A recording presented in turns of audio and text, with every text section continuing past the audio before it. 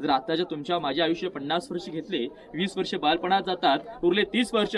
30 वर्षात मनासारखी घरही बनता येत नाही, मनासारखी आपल्याला नोकरी मिळत नाही. परंतु अवघ्या 50 वर्षात महाराजांनी 750 वर्षाचा पारतंत्र्यांचा अंधार दूर केला. नवा धगधगता सूर्य या मातीमध्ये रुजवला. 365 गडकोट जिंकले.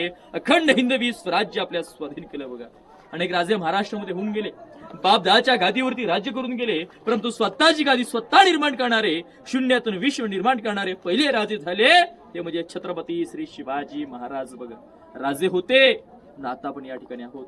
अनेक राजे महाराष्ट्रामध्ये होऊन गेले, पण महाराजांनी अखेरचा श्वास याच ठिकाणी सोडला.